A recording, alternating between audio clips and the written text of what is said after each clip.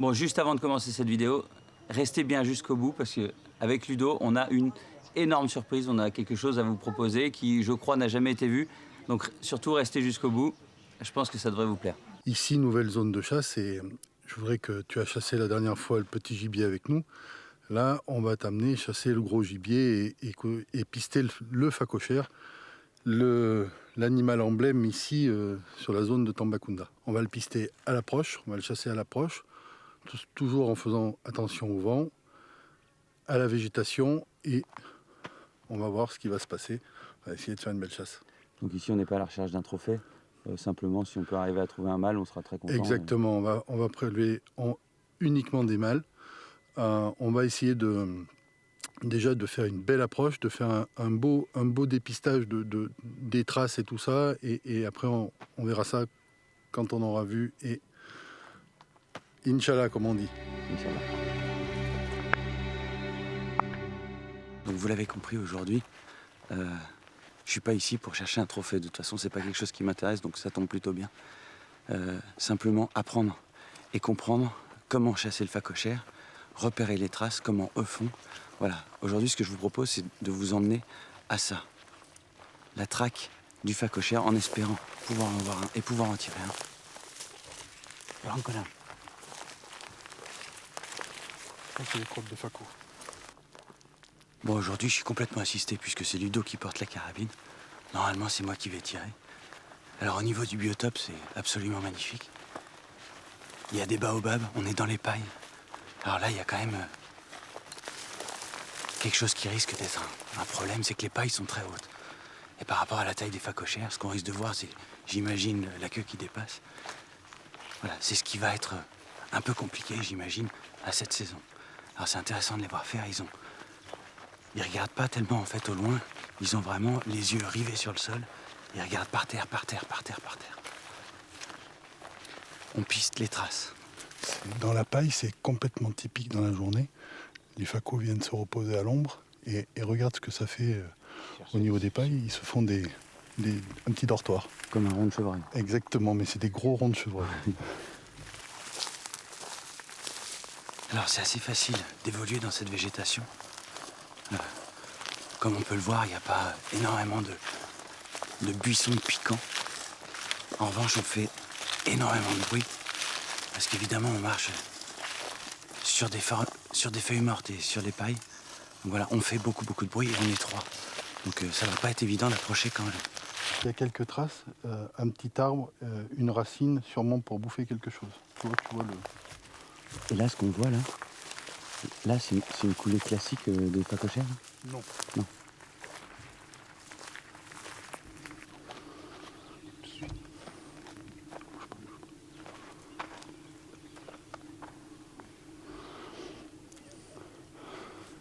Ibrahim vient de nous faire voir une trace avec une pisse très fraîche parce que regarde, il fait déjà très chaud, il fait 30 degrés.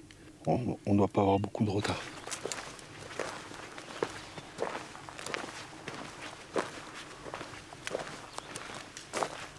Un couvert comme ça, Félix, comme tu vois là-bas, très propice à un phaco qui se repose en fin d'après-midi ou fin de matinée. Un arbre, des buissons, une belle cage dessous à l'ombre, c'est la remise typique.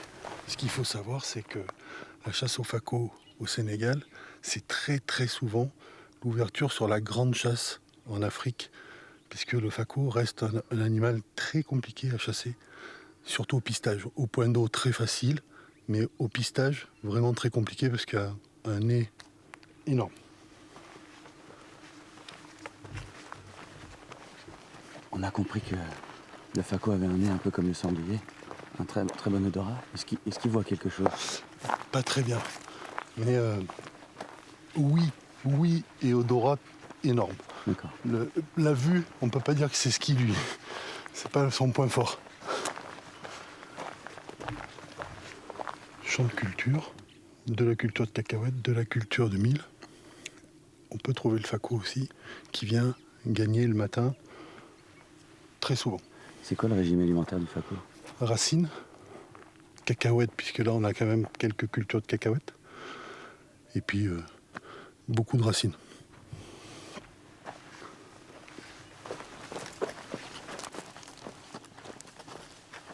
Ici, tu vois des traces où en fait le faco pour bouffer, il est obligé de se poser sur les avants, en fait sur les coudes avant, pour pouvoir, parce qu'il a un problème de colonne vertébrale, il ne peut pas se pencher pour marcher. Donc il s'est obligé de se mettre à genoux, et tu vois bien les traces, comme un faco qui a fouillé. Voilà, sur les pattes avant. Ça c'est de ce matin, ça, je pense. Je pense qu'il y en a 2 là. Et, pas mal de traces sur. Je pense qu'il y a peut-être sur une compagnie, la mère Petit Peu. C'est quoi une compagnie de facochères? Très, très souvent, tu vois une maman qui est suivie de un de petits, c'est très beau déjà. D'accord. Ça peut aller jusqu'à 4. Donc ça vit en petits groupes. Ça vit en petits groupes. D'accord.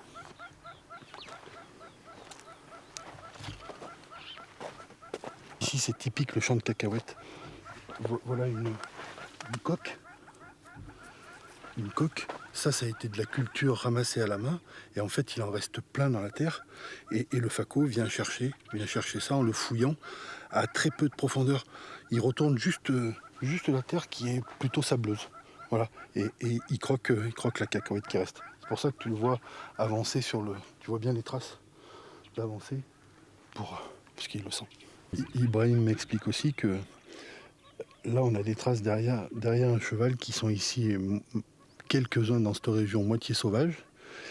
Ils suivent beaucoup tu les vois très souvent avec les chevaux parce qu'en fait, ils mangent les déjections des chevaux. Voilà.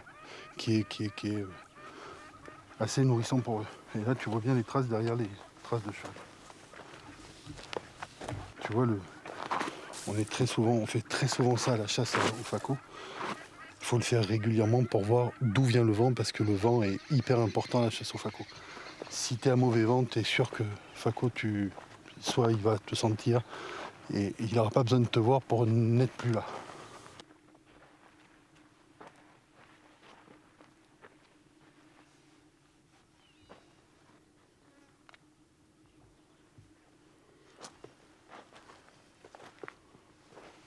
Alors c'est vraiment une chasse où on marche. On marche et c'est à la rencontre. Donc avant d'approcher, on n'est pas en voiture. On est vraiment en train de faire un grand circuit. Le soleil est en train de se lever, il commence à faire assez chaud. Mais il y a de l'air, donc c'est pas inconfortable. Et alors même si j'ai déjà vu des facos, moi très clairement, je ne sais pas ce qu'il faut chercher, je ne sais pas où il faut regarder. Donc c'est vraiment Ludo et Ibrahim qui sont devant, qui font la chasse. Et comme bien souvent dans toutes ces chasses à l'étranger, le guide a une part hyper importante. Le mec qui arrive et qui sait tout, bon courage. C'est ce qu'on cherche. Mais alors quand on regarde, il y a tellement de traces. Le chemin est emprunté par des francolins, par des chacals, par beaucoup de choses. Donc pour arriver à déceler cette trace au milieu de tout le reste.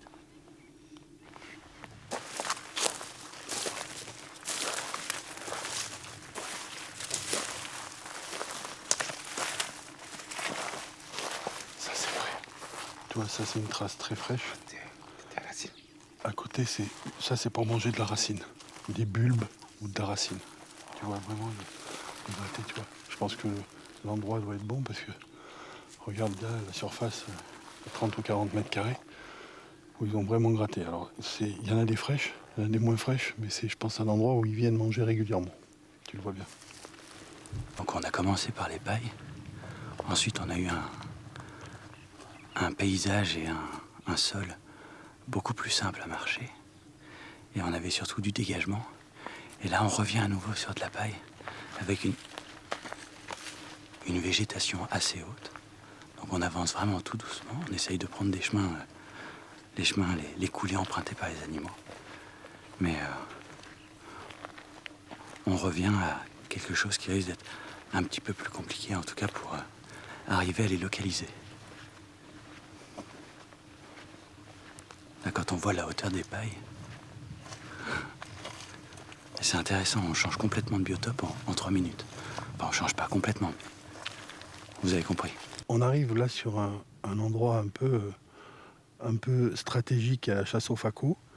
On arrive sur une termitière, des grosses termitières, où le facochère creuse le fond de la termitière pour venir s'y reposer les après-midi et les fins de matinée et les fins d'après-midi où il commence à faire très chaud. Parce qu'avec, il gagne entre 10 et 15 degrés de moins que ce qu'on a en chaleur ambiante. En fait, il creuse dessous et il vient se caler dedans. Exactement, il vient se caler dedans et il se fait une niche comme une niche, quoi. Enfin une bauge. Il se fait une bauge comme un sanglier. Et il peut y avoir toute une famille dedans, dans la termitière. Il peut y avoir la mère, deux petits et un papa derrière. Parce que tu as des termitières qui font 3-4 mètres d'envergure. Tu vas voir, on va en voir une là. Tu vas voir, c'est impressionnant.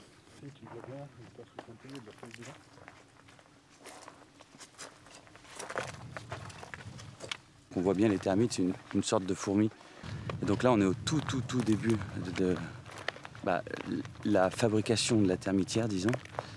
Donc voilà, c'était assez intéressant. On voyait bien ces espèces de petites fourmis avec les œufs qu'elles avaient derrière.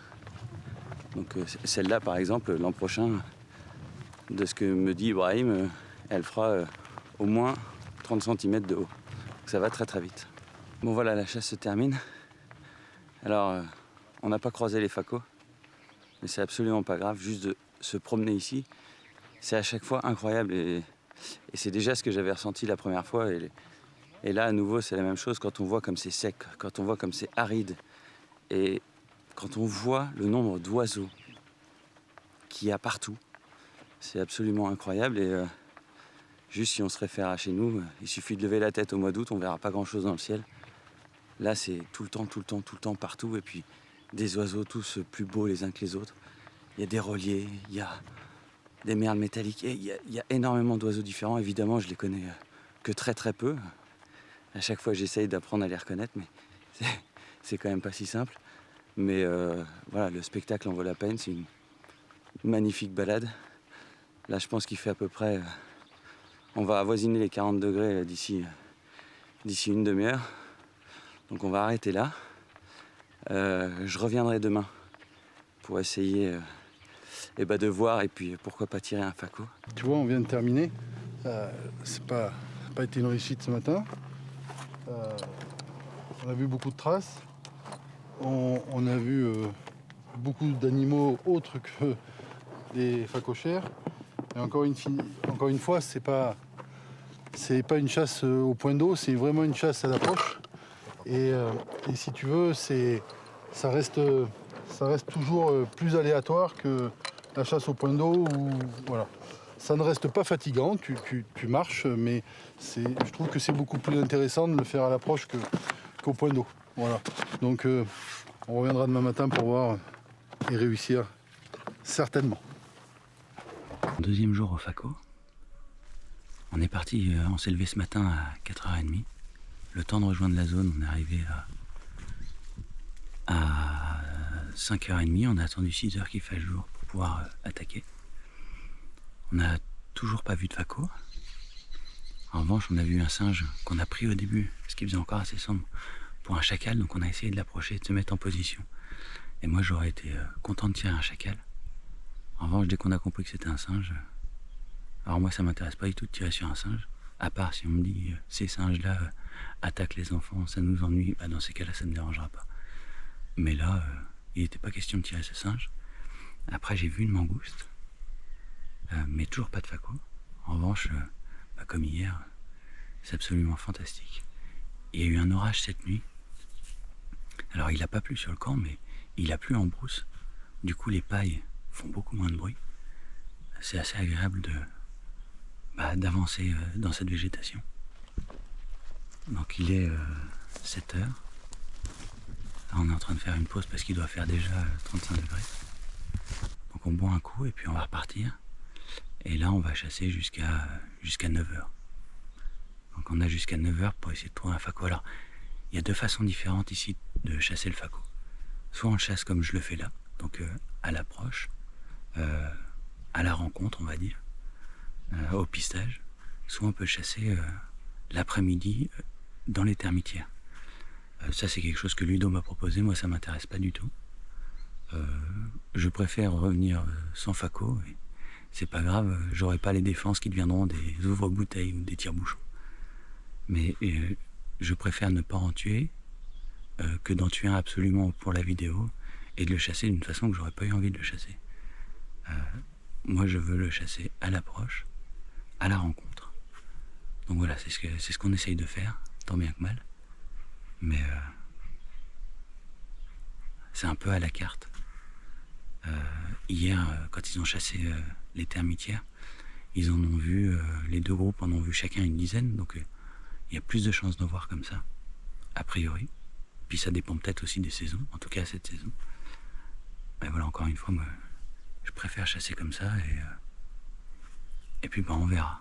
Et de toute façon, même si on voit pas de faco, on se régale tellement au petit gibier que là c'est vraiment une vraie balade matinale. Voilà, un truc exactement comme je les aime. J'ai remis la 300 sur le dos, on y retourne, on va en trouver un.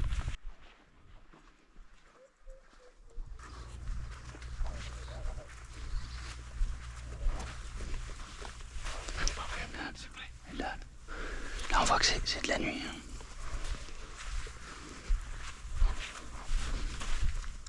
Là on piste. Vous voyez, ce que j'aime particulièrement ici, c'est que j'ai le sentiment avec ce genre de chasse ultra naturelle, parce que je suis déjà allé en Namibie, j'ai déjà fait ce genre de chasse au trophée, que je referai, je pense, plus jamais, mais maintenant je peux en parler parce que je l'ai fait. Pour moi, c'est pas le trophée qui fait le chasseur, mais c'est les histoires qu'il a racontées. Et je peux que vous encourager à lire Les Vertes Collines d'Afrique d'Hemingway. Et là, ici, j'ai vraiment l'impression et le sentiment d'avoir un peu de ce truc-là. On chasse pas en 4x4, on repère pas les animaux en 4x4, on les chasse pas au point d'eau. On marche sur un terrain relativement simple, mais il faut marcher, la chaleur, elle est bien là, et on espère, et on va à la rencontre. Là, il est maintenant 8 heures, on n'a toujours pas vu de faco, mais il y a cette espèce d'espoir là, qui en tout cas me tient, et c'est vraiment ce que j'aime particulièrement ici, c'est la non-assurance du résultat. Et là c'est frais. On a vu des traces très fraîches, bien aidées par la pluie, parce que du coup tout est piqueté, et donc dès qu'on voit une trace, on arrive à savoir très facilement si c'est frais. Même moi, eux ils savent de toute façon si c'est frais. Voilà, ça me permet aussi de pouvoir m'en rendre compte. Et on a suivi la piste, suivi, puis on a fini par perdre la trace. Mais c'était un gros faco, a priori. J'y ai cru. Bon, il nous reste encore 1 heure de chasse, c'est pas... T'es souris. C'est pas terminé, mais c'est passionnant. Puis alors on voit des francolins, on voit toujours autant d'oiseaux. C'est un pur régal.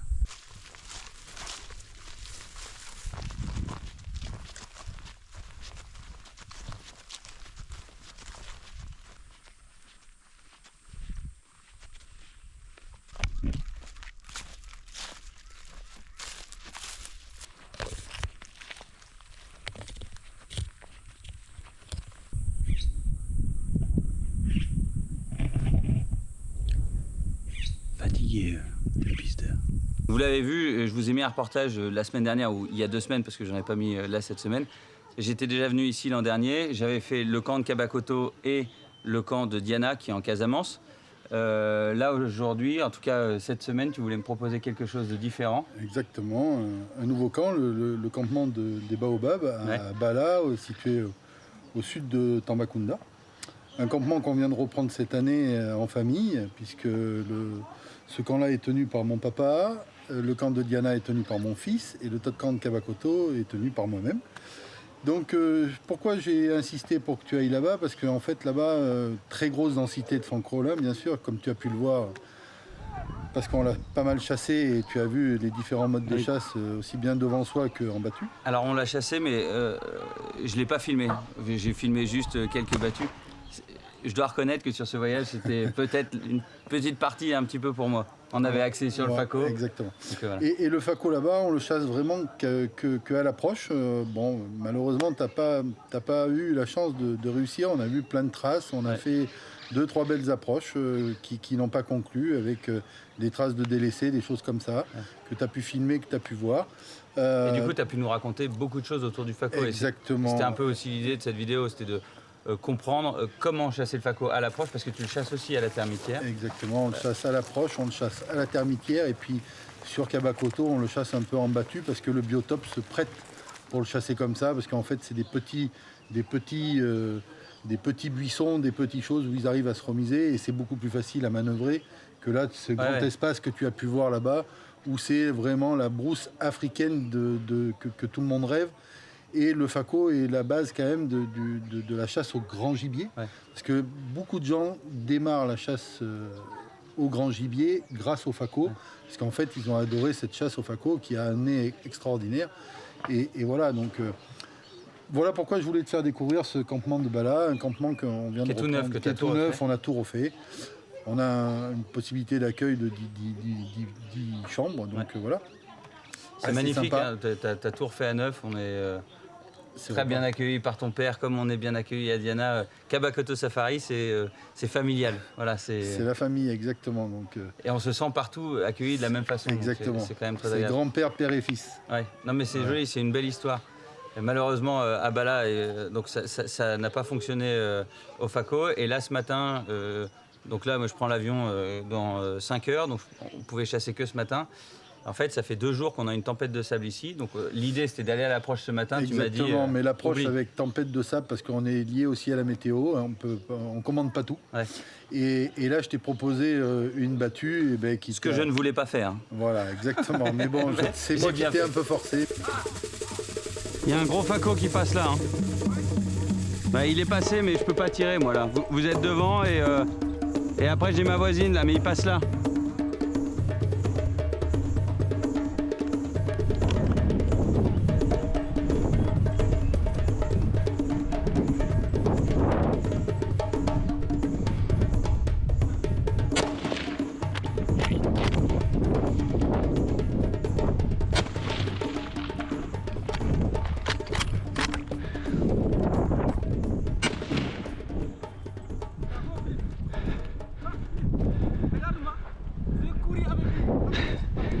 C'est grâce à toi? Oui.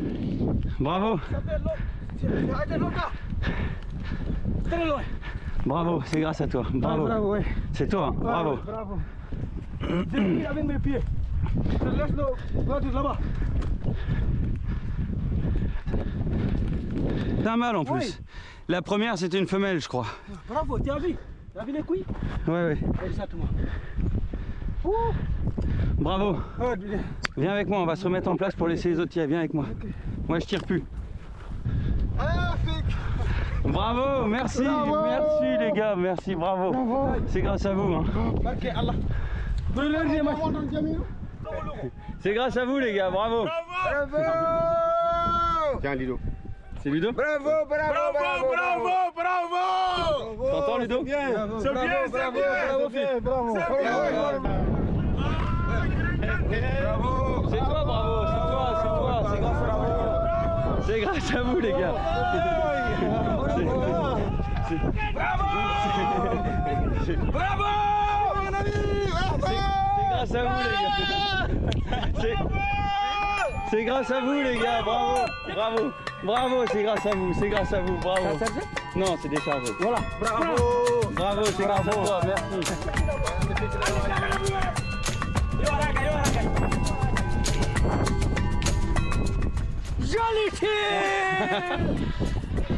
Bon, on n'entendra rien à cause du vent, mais comme vous pouvez le voir, c'est la grosse fête quand il y a un Faco de fait. Je suis très content. Le premier, je pense que c'était une femelle. Et j'ai vu des grandes bananes, donc je voulais surtout pas tirer le premier. Et bon, moi, faire la distinction entre un mâle et une femelle compliqué, donc j'en ai pris un plus petit derrière. Donc, et c'est un mâle.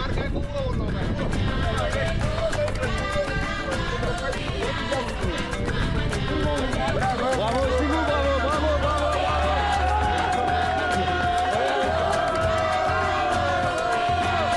C'est la grosse fête.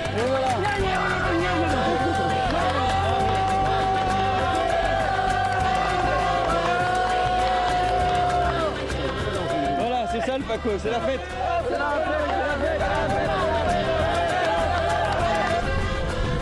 60. 65. Oui. T'es un peson, toi. Oui.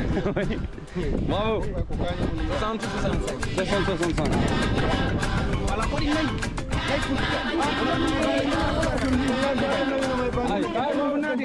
Ah, il y en a quand même deux dedans.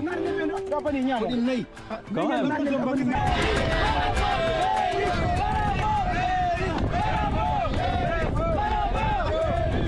C'est exactement ce que je voulais voir et ce que je voulais vivre. La fête autour du facochère. Bah voilà, c'est fait. Oui, on a eu C'est grâce à vous tous là et c'est aussi grâce à toi. Merci beaucoup. Là qu'on gagne. Merci beaucoup. Merci. Merci et bravo les gars, bravo. Vous êtes donné du mal.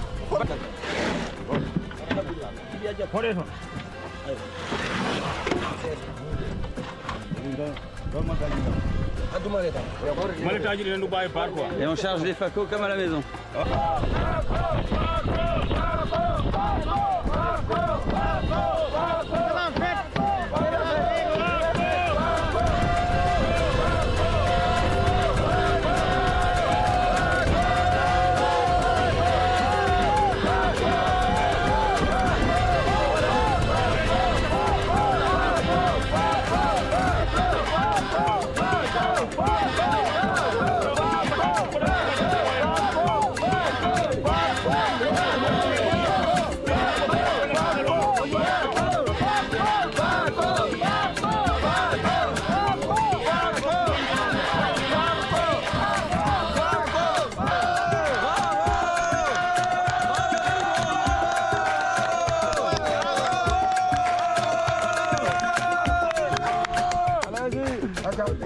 Ça c'est la fête, ça c'est la fête, bravo. Bah, c'était Mais extraordinaire. je crois qu'aujourd'hui tu le regrettes pas et que c'est voilà, t'as passé un bon moment, t'as vu la fête autour du Faco. Ouais. Euh, On a vu plein de facos, j'en ai vu 8 ce Tu matin. as vu 8 Facos, pas tous tirables bien sûr, parce qu'il y avait compagnie, mère, petit, et voilà. Là tu as tiré un beau mâle, voilà, très, très représentatif, donc plutôt sympa. Et, voilà, et après tu as pu filmer la fête autour du Faco, parce que Faco, religion musulmane, tout va ensemble. Et Ouais, mais comment ça fonctionne du coup? Parce que si tu veux, ils le ils sont- mangent pas, mais ils le touchent. voilà, ils sont très contents parce qu'en fait, pour eux, c'est classé un peu nuisible. D'accord. Parce que si tu veux, ça détruit leur culture, ça détruit leur environnement. Et puis bon, c'est mystique. Voilà, le porc, c'est considéré comme un porc. Et donc, si tu veux, par rapport à la religion, ils sont très contents quand un Faco est tué parce que ça en fait un de moins pour eux. Ouais. Surtout pour leur culture. Et puis voilà, donc... Ah, ils mettent la pression hein, pour qu'on en tue. Oui, bien sûr, ils mettent la pression. En fait, eux, si tu les écoutais, il faudrait tout tirer. Ouais. Petit, mâle, mais bon, nous, en tant que gestionnaire de campement et de faune, voilà, on fait très attention à ça. C'est pas dans ton intérêt. C'est surtout pas dans mon intérêt, voilà. Au contraire. Moi, j'ai quand même toujours la question du coup, le Faco, il vient quoi après? Parce que j'imagine. Donc, ils n'ont pas de problème pour le toucher, ils l'ont entièrement dépecé, mais ils le mangent pas. Alors non, le musulman ne le mange pas. Par contre, aujourd'hui, une communauté de chrétiens est très présente au Sénégal quand même, hein, parce qu'à la base, le Sénégal il y avait 50%, 50%. Ouais.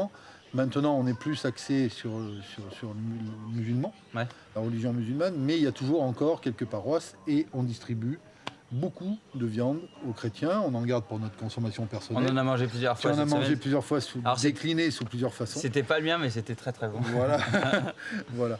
Donc voilà, on fait participer les gens autour de nous. Il y a plein de gens chrétiens qui le consomment et qui l'adorent. En tout cas, comme d'habitude, j'en profite pour remercier Ludo. J'ai passé un moment absolument délicieux. 10 jours ici, 10 jours à tout couper. J'ai pas été présent nulle part, ni sur les réseaux, rien du tout. Tranquille à vivre la vraie belle chasse africaine, la chasse de l'imprévu.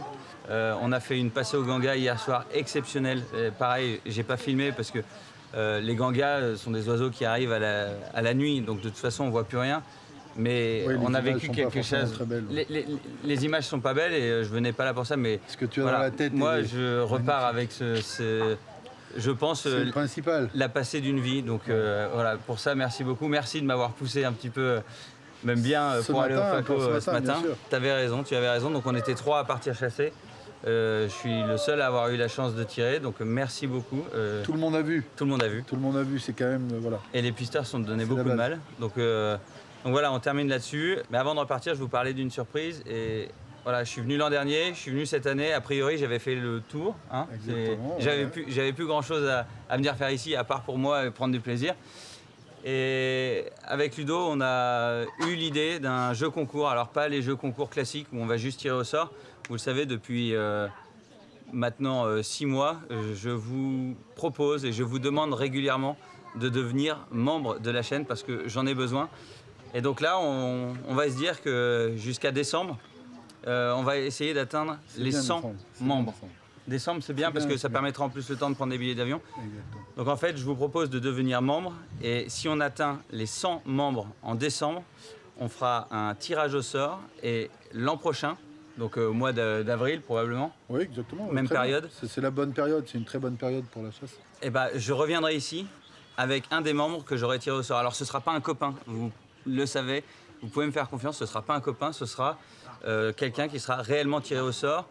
Et, Ludo en prend une grande partie en charge, je prends l'autre grande partie en charge et pour 5 € par mois, eh ben, vous aurez un voyage tout inclus ici à Kabakoto avec moi, avec Ludo et un film autour de ça. Voilà, j'aimerais que chaque année, si vous jouez le jeu de devenir membre et de rendre cette chaîne plus puissante, eh ben, j'aimerais que chaque année on puisse faire un voyage qui s'appellera peut-être le voyage des membres, j'en sais rien, et ce sera à chaque fois une personne voilà, qui sera chouchoutée, qui sera avec Ouais, nous, bien accueilli, t'inquiète. bien Faut pas qu'il accueillie, s'inquiète. et qui sera beaucoup axé petit gibier. On fera Ouais, probablement oui. une ou deux battues de Faco, mais Petit gibier faco dans tous les cas, mais bon. on fixera voilà, le on petit peut pas- gibier. Donc, Tu sais, ça reste la chasse. ça reste la chasse, on peut pas savoir. Là, ça reste un gros coup de chance quand même ce matin. Faut pas se mentir. C'est vrai. Donc voilà, je préfère annoncer que ce sera petit gibier parce que le petit gibier, ici, on peut le garantir. Ah oui, oui, c'est sûr. Il n'y a pas de C'est problème. Donc on prend en charge le billet d'avion, les cartouches, tout. Voilà, vous avez juste à participer, vous avez juste à devenir membre. Et si on atteint les 100, parce qu'il faut quand même un objectif, c'est pas juste de dire tiens on va tirer au sort, c'est nul. Si on atteint les 100, on fait un tirage au sort et je vous mets dans mes valises et on fait un film ensemble. Ce ne sera pas un film de moi, ce ne sera pas un film de vous, ce sera une chasse partagée avec un des membres. Parfait. Ça te va comme ça ? Très bien, très bien, très bien. Avec grand plaisir. J'espère que ça vous a plu. En tout cas, vous pouvez le voir. Moi, c'était absolument fantastique pendant 10 jours. Je crois que c'est maintenant terminé. En attendant la prochaine, prenez soin de vous. N'oubliez pas de liker, de vous abonner, de commenter et surtout maintenant de devenir membre. Et puis en attendant la prochaine, prenez soin de vous et à bientôt.